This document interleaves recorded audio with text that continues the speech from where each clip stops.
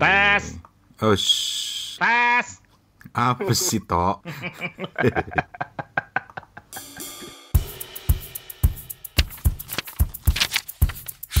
Kan ada dua kegiatan gede nih ya, yang paling nggak yang ada di radar kita. Yang pertama itu ada Singapore Writers Festival, yang kedua itu ada Ubud Writers and Readers Festival ya. Iya benar. Dan dua-duanya fokusnya itu online. Hantu-hantunya ternyata ada betulan. Hantu beneran. Hantu beneran. Ya. Hantu beneran Ran, kayak yang di belakang lu sekarang. Alah, udah cukup, lanjut. Fen. Oke. Ini gue lagi ngomong sama Steven, lu diem Tok. Gue nggak ngomong dari tadi, sebenarnya ngomong. Wah, kalau gue matiin mic dari tadi. Garwo itu artinya pasangan, makanya itu Tinder lokal. Oh. Garwo itu apa ya? Sikare nyowo. Jadi lu kalau punya pasangan apa sih? Pasangan hidup. Apa yang hidup naik?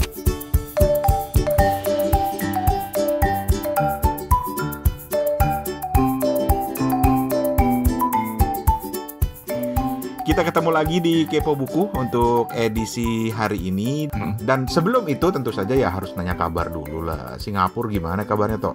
Alhamdulillah baik saja. Udah mulai kerja ya? Oh, dari Maret Pak, saya udah mulai kerja Pak. Jadi tidak ada libur Pak. Iya, maksudnya udah nggak work from home. Ya ada beberapa yang udah boleh masuk kantor, tapi kantor gue tetap kalau ke kantor harus izin gitu. Kita tuh sekarang ada di dunia yang berbeda ya. Maksudnya? Kenapa? Iya, kantor gue juga gitu. Kalau mau masuk lu harus izin dulu. Lu harus tanda tangan surat apalah gitu yang menyatakan bahwa lu sehat segala macem gitu. Surat wasiat. Nah, belum pernah kan kejadian di dunia karyawan yang mau masuk harus izin gitu. Iya gitu. Biasanya kalau karyawannya nggak masuk tuh baru izin. Iya benar. Dunia sudah terbalik. Kalau di Ambon teh kumaha?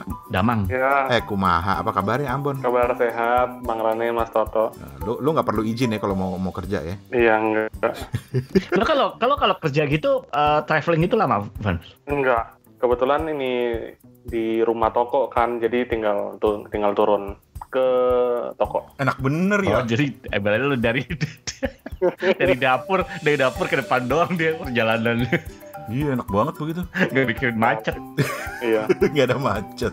Gak ada macet ya, Van ya? Iya, enggak.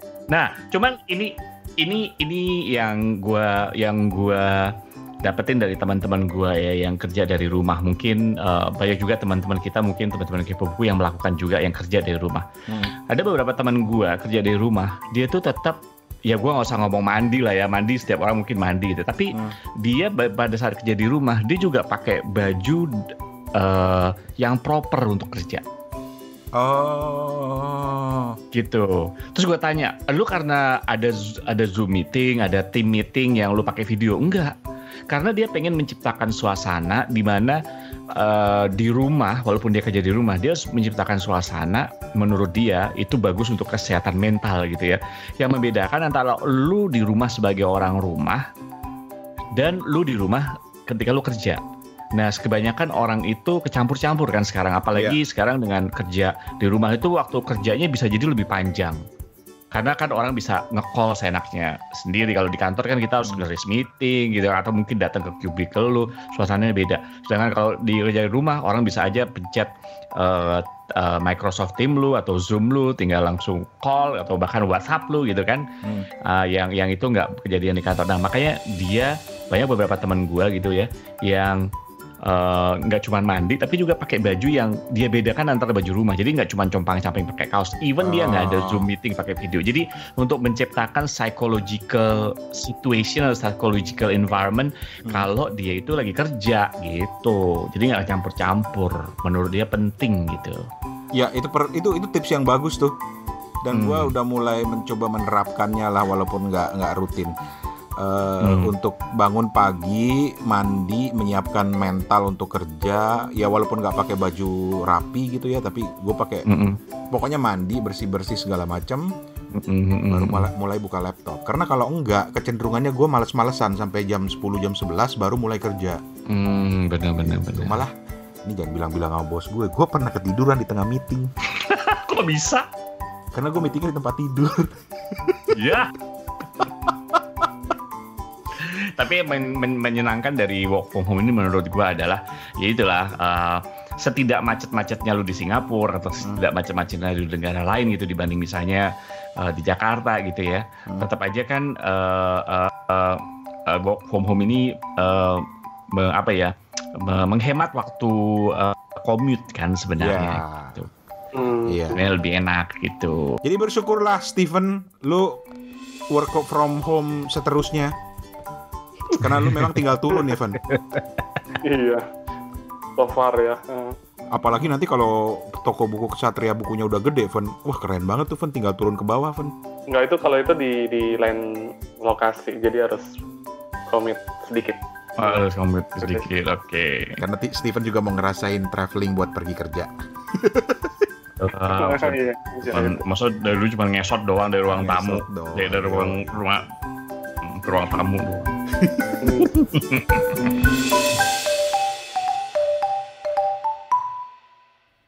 Oke, dan perubahan-perubahan yang sedang kita alami ini kan kita nggak tahu sampai kapan kan. Ada yang bilang sampai tahun depan pun kita masih pakai pola-pola seperti ini gitu, pola-pola kerja atau berkegiatan secara jarak jauh gitu.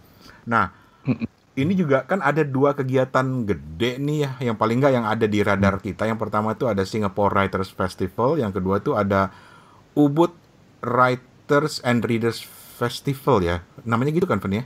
Iya, benar. Dan dua-duanya fokusnya itu online. Iya. Digital. Kalau yang di Ubud gimana? Lu kan pernah ke Ubud, Fen? Iya. Jadi karena pembatasan bepergian, tahun ini festivalnya tuh dipindahkan fully digital gitu. Jadi para pelancong, para pegiat festival yang akan hadir, yang akan memenuhi sesi dipindahkan ke streaming begitu. Jadi kita diharapkan untuk berdonasi minimal 150.000 untuk yayasan, bukan ke mana-mana, dan memperoleh full akses untuk main program. Wow. Selama penyelenggaraan. Wow. Dan Ubud Writers and Readers Festival kali ini tuh tamunya asik-asik juga sih. Ada Agustinus Wibowo, ada Ahmad Fuadi, ada dari luar negeri tuh ada, gue nggak tahu nih sih. Oh, ada Andreas Harsono. Siapa lagi? Di tanggal 29 tuh hari pertama ada Ben Blunt. Itu penulis yang lagi naik ke radar media tuh karena dia bikin buku terbaru tentang Jokowi, Man of Contradictions. Oh. Dia akan diwawancarai oleh Febriana Firdaus mengenai buku terbarunya. Di tanggal 30 Oktober tuh ada Febriana Firdaus untuk liputan investigasi di Indonesia. 31 ada Niko Saputra sama Edgar Keret. Itu salah satu penulis cerita pendek kenamaan dunia. Mampir ke Ubud setelah sekian tahun. Tapi online. Karena pandemi bisa terselenggara. Oke. Ada Eka Kurniawan juga. Terus, ada foto yang gue kenal di sini, bangga juga gue nih. Siapa? Hestia Istiviani. Wih. Siapa ya itu? Kayaknya kenal deh. Editor kata depan ya. Kudu tanya Steven itu. Wah, keren, ada fotonya Hesti di Ubud Writers Festival. Keren. Hesti ngapain ya? Mungkin ini ya. Di sini disebutkan dia ini adalah penggagas Silent Book Club. Dan tidak ketinggalan di tanggal 7 November 2020 book launch dari The Sea Speaks His Name dari Leila Chudori. Betul.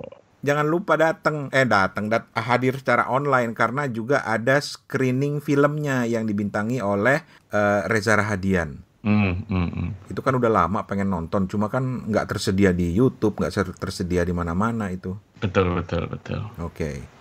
Itu dari Ubud. Sementara dari Singapura, ini orang Singapura nih harusnya, tapi semuanya pindah ke online juga nih, Tok. Iya, benar. Singapore Writers Festival. Mbak Lela juga katanya ada di situ. Bukan katanya, dia akan hadir juga jadi pembicara bareng sama anaknya, Rain Hudori, ya. Wah, itu yang tanggal 31 tuh kalau Mbak Lela tuh nanti jam 7 sampai jam 8. Asik. Itu harus datang itu harus datang. Wajib itu. Memberikan dukungan kepada penulis Indonesia. Tapi yang bikin gue seneng banget di Singapore Writers Festival ini karena banyak nama-nama keren, dan salah satu yang benar-benar gue pengen banget bisa datang itu ke sesinya Art Spiegelman. Art Spiegelman ini ya semua orang yang doyan komik tahu lah siapa dia gitu ya. Terus juga ada Margaret Atwood, ada Naomi Klein, dan ada Liu Cixin dan lain sebagainya. Keren. Jadi harus datang nih. Kalau Mbak Lela bilang giliran sekarang bagus-bagus tamunya online, gimana gue mau minta foto bareng katanya. Dah dia mau minta foto. Sementara orang-orang mah pengennya foto bareng sama dia. Oh iya, dia minta foto bareng sama orang lain. Gimana sih, Mbak? Pengen foto bareng sama Margaret Atwood. Oke, so itu dia 2 event perbukuan yang tahun ini juga harus pindah ke digital gitu. Ada info lain nggak, Van? Kalau event-event lain, Makassar Writers Festival kapan ya, Van? Dipindahkan di tahun depan karena di bulan Mei masih COVID. Ada Bandung Reader Festival di Instagram ini. Bandung Reader Festival. Jadi ininya mereka tasawuf bacaan Indonesia gitu ya. Pembaca se-Indonesia ceritakan buku yang kamu baca. Ta'aruf buku. Ta'aruf, tasawuf. Ta'aruf. Sorry. Dari ta'aruf jadi tasawuf, beda jauh banget tuh. Iya. Tanggal 1 November 2020 jam 10 sampai jam 12 WIB di Zoom meeting Bandung Readers Festival. Asik. Ya gue tanya dulu sama Steven. Steven, Iya. lu ngomong-ngomong tahu nggak artinya ta'aruf? Ta'aruf nggak tahu. Coba dijelasin. Ta'aruf itu artinya kalau misalnya ada seorang laki dan wanita gitu, terus pengen menikah, kan kalau dalam Islam tidak mengenal konsep pacaran, nggak boleh kan gitu kan. Nah, ta'aruf itu artinya saling mengenal gitu sebelum menuju ke jenjang pernikahan. Itu pada saya ta'aruf gitu. Makanya digunakan dalam banyak, jadi saling mengenal gitu. Makanya kalau tadi lu bilang apa tadi tujuannya ta'aruf? Apa tadi? Ta'aruf buku cerita rakyat pembaca se-Indonesia ceritakan buku yang kamu baca. Nah, artinya itu mengenal buku tentang itu cerita rakyat tadi gitu. Gitu. Itu penjelasan dari Bapak Al-Ustadz Al-Toto Hertoto. Terus juga pengumuman dari kita di Kepo Buku, masih ingat kan novel Siri ya? Iya. Oh sih, gimana kabarnya? Baik, Siri baik. Novel Siri karya Asmayani Kusrini, kita udah kirimkan hadiahnya kepada 2 pemenangnya. Mohon kabari kalau sudah diterima. Terus juga Mekar Cipta Lestari sebagai penerbitnya Siri itu masih memberikan diskon 20% buat beli novel Siri di Shopee, di official Shopee-nya penerbit Mekar Cipta Lestari.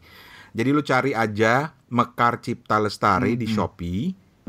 Terus pada saat lu mau beli bukunya Siri, karena baru 1 bukunya di situ ya, masukin kode promo Mekar Kepo. Karena ini kodenya Mekar Kepo loh. Yoi, kodenya Mekar Kepo, dan ketika nanti lu masukin kodenya langsung dapat potongan 20%. Ingat, apa tadi kodenya? Mekar Kepo. Mekar Kepo. Jangan lu balik. Kepo Mekar nggak bakal bisa. Jadi harus Mekar Kepo. Udah Mekar Ya kan? Kepo gitu. Udah Mekar Kepo. Jadi sekali lagi jangan lupa Mekar Kepo, kode vouchernya masukin di online official store di Shopee punya Mekar Cipta Lestari, itu nama penerbitnya. Jadi nggak bisa di penerbit lain karena buku Siri itu juga dijual di online store yang lain, di Shopee, di Tokopedia gitu. Jadi cari di Shopee Mekar Cipta Lestari namanya, masukin vouchernya Mekar Kepo. Jadi khusus ya di situ ya, nggak bisa Jadi ditebak. khusus.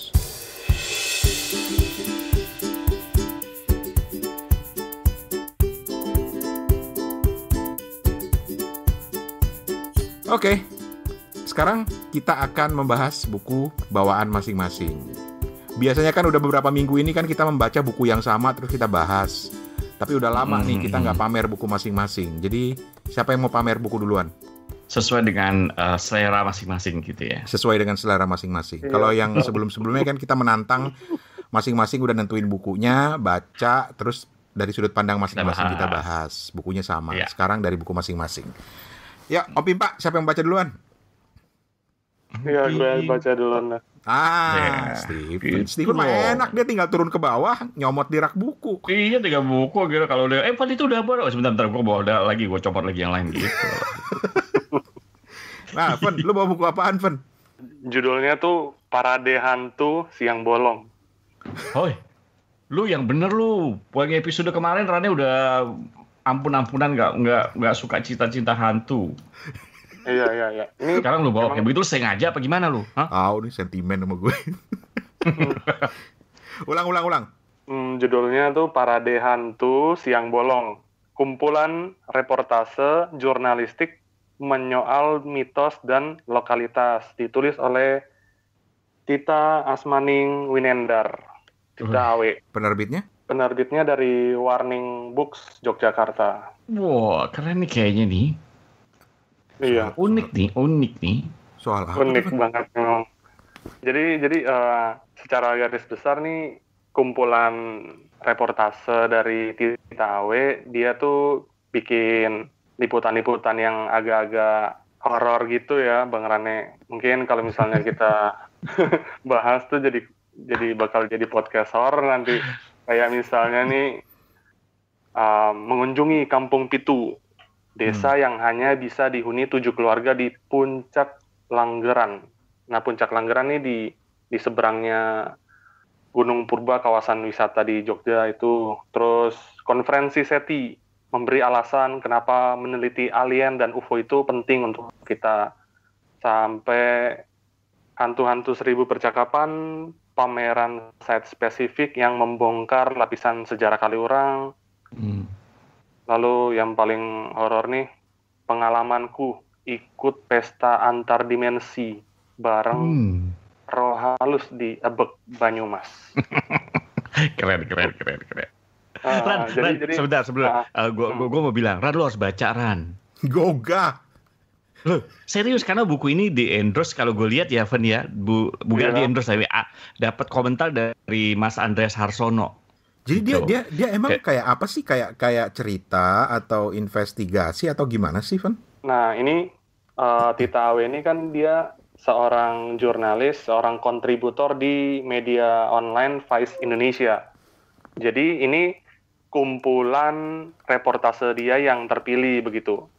Jadi yang bagus-bagus, yang seru-seru nih dikumpulin, diterbitkan laporan versi original, nggak diedit gitu dari editor media. Jadi tulisan panjang yang benar-benar asli, yang benar-benar yang nggak terbatas sama durasi media online. Kan biasanya kan kita media online meskipun device sendiri kan mungkin ada keterbatasan dari terms-nya gitu, jadi mungkin ada yang diedit atau ada yang diperpendek sehingga durasi kita ngebacanya kan lebih pendek. Nah, ini lebih semuanya dijabarin di sini gitu. Tapi itu semua isinya berarti berkaitan dengan hal-hal yang horor atau supernatural gitu.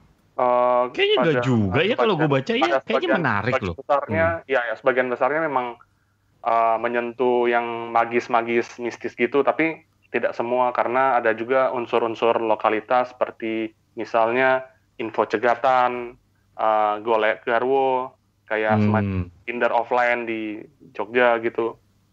Tinder offline? Iya, Tinder dunia nyata di Yogyakarta. Apaan tuh? Ya, jadi ceritanya nih si wartawannya nih dia nyambangin acara gitu namanya golek garwo. Bahasa Indonesia apa sih golek garwo itu? Garwo itu artinya pasangan, makanya itu Tinder lokal. Garwo itu kan apa ya? Garwo itu apa ya? Sigare nyowo. Jadi apa sih?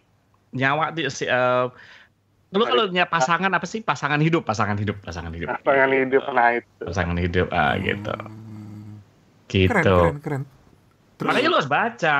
Iya, tapi yang horor-horor gue nggak mau baca. Ya, bolehlah dicoba. Karena reportasenya, tulisannya tuh seru-seru, temanya dan deskriptif, dan benar-benar benar-benar kita tuh serasa lagi terjun di lapangan juga, ngikutin perjalanan si jurnalis. Contoh satu artikel yang paling menarik minat lo.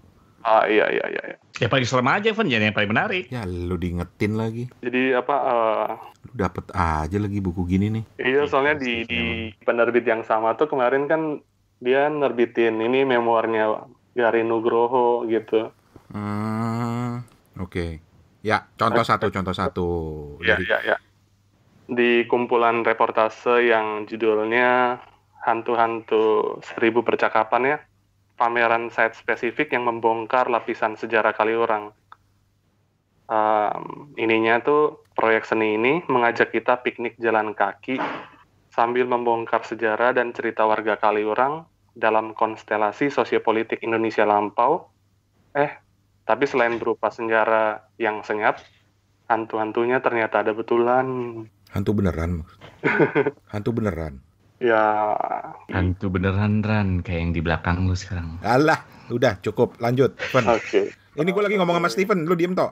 Gue nggak ngomong dari tadi, sebenarnya ngomong. Orang gue matiin mic dari tadi. Oke, aku coba 1-2 paragraf lah ya. Asik. Sedikit menanjak. Peserta tur disuguhi 3 deret bendera warna-warni yang dijejerkan di tali bak jemuran.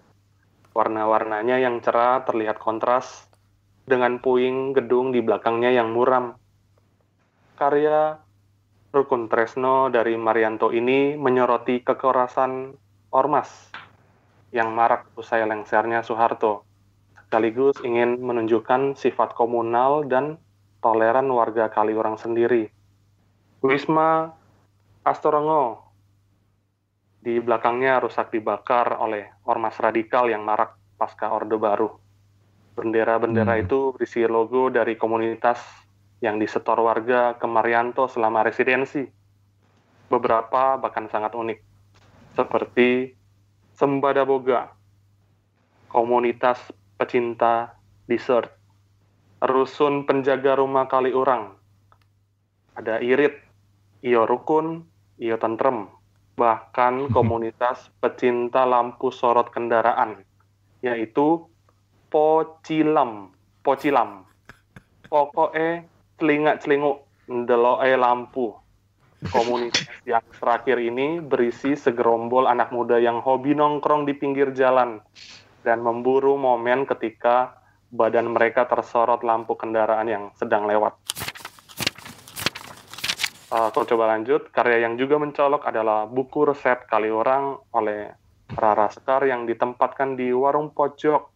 Selama 2 bulan, Rara Sekar ngobrol dengan pemilik-pemilik warung makan di sekitar Kaliurang, mengumpulkan cerita soal kuliner dalam sebuah buku resep makanan.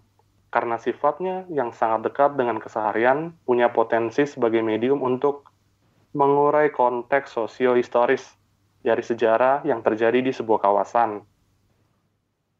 Dari makanan, aku belajar banyak soal Indonesia dari perspektif Kaliurang, tuturnya saat tur hari itu. Sambil mencicipi sepiring bistik London yang menunya diwarisi dari kakek pemilik resto, seorang koki Belanda, saya membuka-buka karya tersebut. Dari hasil obrolan dengan warga, Rara menuliskan kembali resep-resep yang telah punah, juga cerita soal kuliner. Misalnya seperti fakta bahwa pada tahun 60-an, kondisi politik yang memanas membuat warga Kaliurang kesusahan pangan hingga harus berburu monyet, burung emprit, kucing, dan ular untuk dimakan.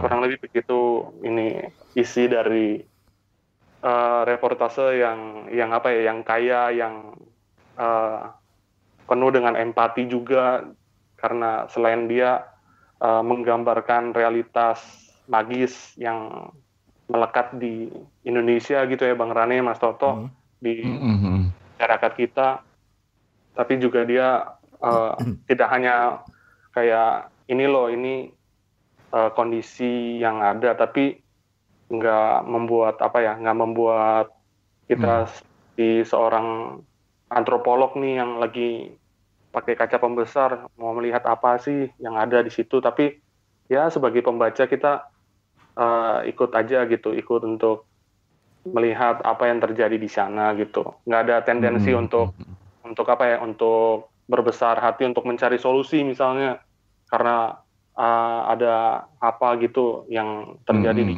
lokal gitu. Enggak, ini jurnalisme yang apa ya? Yang pengen membagikan cerita-cerita yang ada di sekitar kita yang mungkin nggak tergarap di media-media besar gitu, feature di media besar. Wow, berarti ini kumpulan feature-feature ya. Tapi tadi siapa penulisnya namanya? Namanya Tita Asmaning Winendar. Tita Asmaning Winendar dan judul bukunya? Judulnya sekali lagi Parade Hantu Siang Bolong. Bukan horor ya, karena aku juga pertama, ini buku horor nggak? Apa kayaknya lewat deh gitu, tapi ternyata muncul gitu di TL kan. Akhirnya beli Parade Hantu Siang Bolong karya Tita Awe.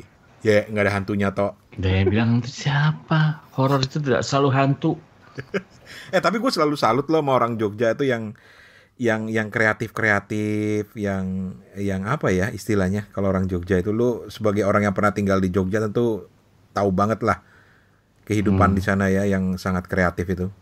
Tapi waktu itu nggak terlalu bersinggungan sih Bang, masih belum. Lu belajar mulu kali lu ya? Iya. Cari jodoh dia, cari cewek dia pasti deh.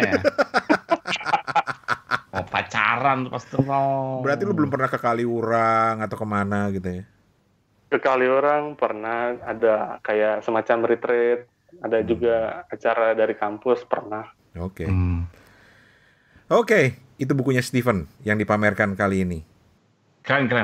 Steven tuh selalu belakangan hari ini lagi rajin dia main di Instagram, menuliskan artikel-artikel tentang buku, ngutip dari sana sini, dan itu seru banget. Jadi kalau mau lihat rekomendasi buku Steven yang selalu unik-unik, mainlah ke Instagram @kesatriabuku. Sedap. Buku.com. Okay. Nggak pakai .com ya? Main .com aja lu. Oke. Kan kita pakai .com. Iya sih. Itu kepobuku.com. Oh iya, itu kepobuku.com. Iya. Oke. Dan juga kepada penerbit-penerbit lain yang mau kerjasama, boleh. Kita mah orangnya asik-asik aja. Cing. Yo, cuy. Terus juga ada beberapa teman-teman yang kontak Kepo Buku dan bilang, Bang, gue nulis buku, boleh nggak gue promoin di Kepo Buku? Ya boleh, masa nggak boleh deh. Kenapa jadi Madura? Kenapa jadi Madura deh? Tapi kalau mau detailnya gimana, ini ada beberapa teman yang udah kontak gitu, boleh banget kontak kita aja langsung kok gitu. Atau kontak langsung ke Satria Buku. Sekalian bisa dijual di Satria Buku soalnya kan nanti. Oke, itu dia beberapa pengumuman dari kita, dan terima kasih juga buat teman-teman yang masih rajin ikut nyeleng di Karya Karsa kita di karyakarsa.com/kepo buku. Wah, thank you banget. Thank you banget. Cakep. Dan gue sering banget gunakan Kepo Buku dan celengan Kepo Buku ini sebagai contoh di workshop podcast kita. Betul. Alright, terima kasih banyak kawan-kawan. Terima kasih banyak untuk sharing bukunya. Iya. Oke. Kita ketemu di lain kesempatan. Thank you. Besok harus buka toko lagi soalnya. Buka toko lagi. Steven itu tokonya nggak pernah tutup. Sebab 7 hari. Nggak pernah tutup kan Evan ya? Maksud gua nggak pernah ada libur ya kan Evan? Iya, so far gitu. Serius? Hari Minggu ya. Minggu buka juga, Van? Ya. Oh, minggu lu tutup. Gue kira minggu lu buka juga. Enggak. Alah, kirain tinggal ke depan tinggal buka rolling door-nya doang.